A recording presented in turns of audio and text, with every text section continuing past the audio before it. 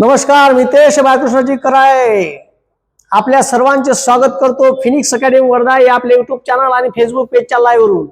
बे पोट्यो झोपले का बे? ए डोंबड्या पांघरून घेऊन झोपला? व्हिडिओ काय कामाचा व्हिडिओ आहे? आपला बापूसाहेब पुऱ्या जगात आपली थुतू करून राहिला। जगात एखादा पंतप्रधान बाकीच्या देशाचे पाहिल्यावर असं वाटते का आपला किती यंटम्या पंतप्रधान आहे, बयाड बोंग्या आहे। कारण पंतप्रधानांना डिप्लोमॅटिक असायला पाहिजे। असं कोणाच्या गळ्यात जाऊन जबरदस्तीने पडायचं, ठीक आहे, जबरदस्तीनं त्याले असं गळ्या भेट करायची, यानं परराष्ट्र संबंध सुधारत नसते। पाकिस्तान सोबत आपलं युद्ध झालं, आपण हमला केला तर आपल्या बाजूनं एकही देश उभा नव्हता। अशी परिस्थिती इंदिरा गांधीच्या काळात, नेहरूच्या काळात नव्हती। जगात शीतयुद्ध जेव्हा चालू होतं अमेरिका आणि रशियाचं, सारे जग, अख्खं जग दोन भागात विभाजित झालं। काही देश रशियाकडून गेले, काही देश अमेरिकेकडून गेले। पण भारत म्हणे मी दोन्ही तबले वाजवत नाही आणि दोघांचे तबले मी फेकून देतो। मी दोघांच्या गटात येत नाही, मी माझा तिसरा गट तयार करतो। आणि जगात 153 देशाचा 128 देशाची एक संघटना तयार केली, नॉन अलाइनमेंट मुवमेंट, तिचं नाव आहे नाम।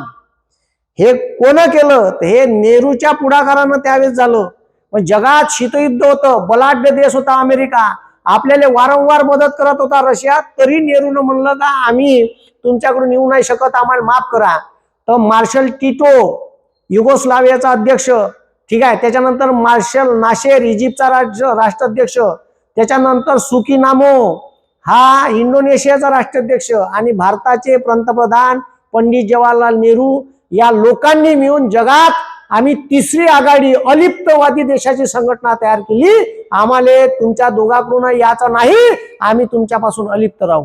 याले डेअरिंग म्हणते, याले पंतप्रधान म्हणते। आणि ह्या ठीक आहे बैचंद्या, आता आमचा बैचंद्या असा आहे का डोनाल्ड ट्रम्पनं त्याला धमकी दिली का तू रशियाकडून तेल घेणं बंद कर, नाही त्यावर 500% टेरिफ आणि आमचा बापूसाहेब हो तुम्ही म्हणाल तसं जी युद्ध बंद कर पाकिस्तान सोबत, हो ठीक आहे जी तुम्ही म्हणाल तसं।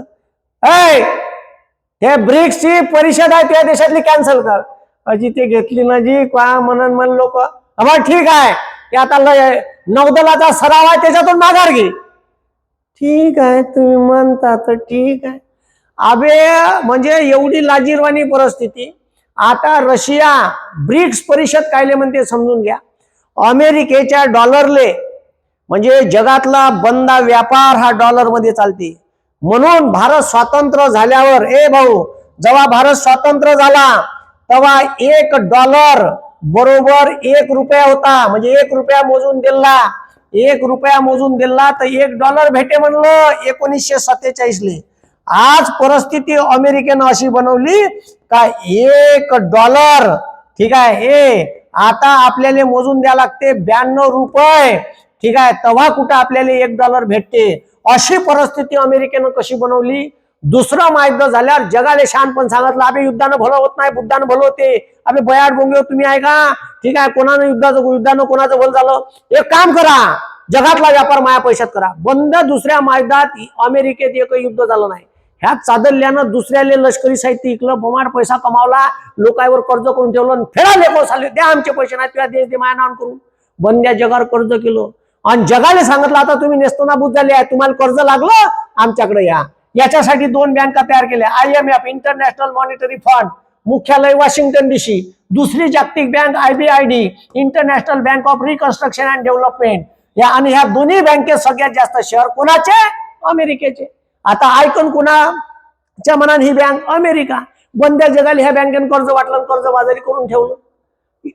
IMFचा पदसिद्ध अध्यक्ष अमेरिकेचा माणूस असते आणि IBRDचा आणि IMFचा पदसिद्ध अध्यक्ष युरोपातला माणूस असते। तो अमेरिका धार्जिनी देशाचाच राहील, दुसऱ्याचा राहणार नाही।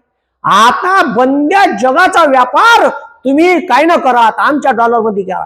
जगातल्या देशांना तेल घ्यायचं आहे तर डॉलरमध्ये, म्हणून तुम्ही जगात बाहेरच्या देशात जायचं आहे तर तुम्हाला भारतातच रुपये द्या लागते, डॉलर घ्या लागते। डॉलर जगात कुठेही एक्सचेंज होते। अबे इंडियन रुपीज बाहेर देशात नेले, तुमच्यापाशी बंडल आहे 500 चे कुत्र विचारणार नाही, फेकून देईन तुमच्या उरावर। मग असं कसं बनवलं आहे ना, तेच तर आहे. आता त्या अमेरिकेला जर जगातली महासत्ता आहे तिला टक्कर द्यायची आहे तर एकट्या चायनाकडून देणं होणार नाही, हे चायनाला समजलं. म्हणून ठीक आहे म्हणून जगातल्या ठीक आहे एका माणसानं सांगितलं होतं का तुम्ही या देशानं एकत्र आले पाहिजे, आणि त्याच्या म्हणण्यानुसार ठीक आहे 5 देश एकत्र आले. आणि त्याच्यात कोण कोण आले तर त्याच्यात आले ब्राझील. कोण आले? ब्राझील. त्याच्यानंतर रशिया, त्याच्यानंतर इंडिया, त्याच्यानंतर चायना आणि त्याच्यानंतर साऊथ आफ्रिका. ठीक आहे. या ब्रिक्स देशाची संघटना 2009 पैदा झाली. ठीक आहे. आणि याच्या दरवर्षी परिषद भरते आणि वेगवेगळे निर्णय घेते. हिचं एकमेव टार्गेट आहे का अमेरिकेच्या डॉलरले शह द्यायचा आणि अमेरिकेच्या डॉलरले जागतिक राजकारणातून नेस्तनाभूत करायचा आणि ब्रिक्स या 5 देशाची स्वतःची करन्सी करायची आणि बंद्या जगाचा व्यापार या ब्रिक्सच्या करन्सी चालन. आणि तुम्हाला सांगतो आतापर्यंत अनेक चर्चा झाल्या, चर्चेच्या फैऱ्या झाल्या, कॉन्फरन्स झाल्या. आता 2026 ची कॉन्फरन्सचं यजमानपद भारताकडे आहे. म्हणजे 2026 ची ब्रिक्स परिषद भारतात होणार आहे.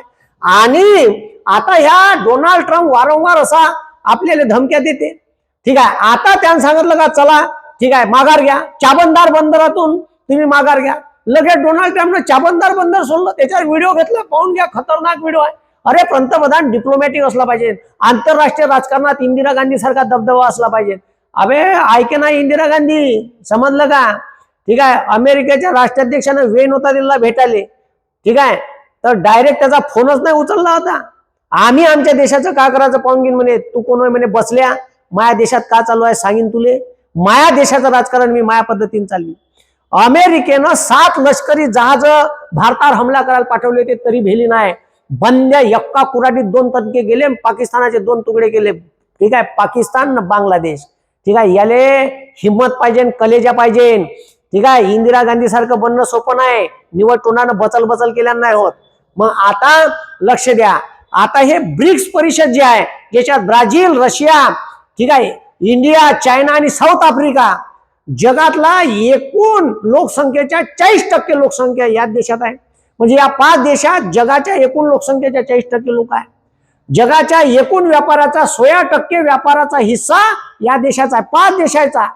ठीक आहे. जगाच्या एकूण व्यापारात 16% भागीदारी यायची आहे आणि जागतिक उत्पन्नाच्या जवळपास 25% उत्पन्न यायचं आहे. म्हणजे 1/4 इकॉनॉमी या देशाची आहे. आणि जगातले 5 पैसेवाले देश एकत्र आले, ब्रिक्स म्हणते त्याला, ब्रिक्स. ठीक आहे. ब्राझील, रशिया, इंडिया, चायना आणि साऊथ आफ्रिका. आता तुम्हाला सांगतो हे 5 देशाचे सदस्य आहे आणि यानं 2015 एक बँक तयार केली. ठीक आहे. आणि या बँकेचं नाव आहे ब्रिक्स जागतिक बँक. ठीक आहे. आता ब्रिक्स जागतिक बँकेचं यानं नाव ठेवलं न्यू डेव्हलपमेंट बँक. आणि तिची करन्सी आता या वर्षी लॉन्च केली आणि सांगितलं का ही करन्सी डॉलरने शह देईल. ही करन्सी या जगाचा व्यापार डॉलरमध्ये जे करान त्याला आम्ही डॉलर गायब करून टाकू. तर हिचं मुख्यालय आता याच्यात चायना पैसेवाला आहे. चायनानं हुशारकी केली. ठीक आहे. हिचं मुख्यालय चायना ठेवून घेतलं सांगायले आणि $100 बिलियन ही बँक आहे. ठीक आहे. जगातली सगळ्यात मोठी बँक. ठीक आहे. एशियन डेव्हलपमेंट बँक, त्याच्यानंतर जॅपनीज बँक, त्याच्यानंतर वर्ल्ड बँक. आता वर्ल्ड बँक नंतर हे बँक राहील 2ऱ्या क्रमांकाची. ठीक आहे. IMF आणि IBRD या दोन्ही संस्था मी जर तुम्हाला सांगितल्या का 2रं महायुद्ध झाल्याच्या नंतर त्याची डिलिव्हरी झाली का जगात तुम्हाला. ठीक आहे. जे जे देश नेस्तनाबूत झाले त्या देशाला डेव्हलपमेंट करायचं आहे IBRD पाशी जा. सरकार ढोबळीला लागलं तर IMF पाशी जा. मग सरकार ढोबळीला लागलं तर IMF पाशी या. तर दरवर्षी तिच्यासाठी जसं तुम्ही LIC काढता ना तर ठराविक रक्कम नेऊन द्या लागते. ठीक आहे. आता कोणाला वाटते मी भिकारी झालो पाहिजे, आता तुम्ही LIC काढता, तुम्हाला वाटते का मी मेलो पाहिजे ना माझ्या परिवाराला पैसे भेटले पाहिजे, नाही, सिक्युरिटीसाठी काढते. तसंच IMF प्रत्येक देशाकडून फंड घेते दरवर्षी आणि भिकारी लागली झाल्यावर म्हणते माझ्याकडे येजो. तसं IMF सरकार भिकारी झाल्यावर पैसे देत असते. ठीक आहे. नाही तर म्हणते खाऊच्या धोरण लागू कर, LPG. ठीक आहे. माझ्या देशातल्या कंपन्या तुझ्या देशात येऊ दे. आणि दुसरं आहे IBRD, international bank of reconstruction and development. कोणत्याही देशाला रिडेव्हलपमेंटले पैसे लागले तिच्यापाशी जा. म्हणजे कर्जानं आणि ह्या जागतिक बँक याच्या 17% वाटा अमेरिकेचा. या बँकेले शह देण्यासाठी ब्रिक्स बँक तयार केली, न्यू डेव्हलपमेंट बँक, आणि यायना चलन मुक्त जाहीर केलं. त्या चलनावर भारताचा ताजमहल आहे, ब्राझीलचा स्टॅच्यू ऑफ लिबर्टीची मूर्ती आहे, ते अशी ब्राझीलमध्ये मोठी ब्राझिलिया या राजधानीत मोठी अशी मूर्त आहे, ते ब्राझीलची मूर्त आहे. भारताचं ठीक आहे, आणि जगाचं 7वं आश्चर्य ताजमहल, आपला ताजमहल त्यानं त्याच्या नोटीवर छापला.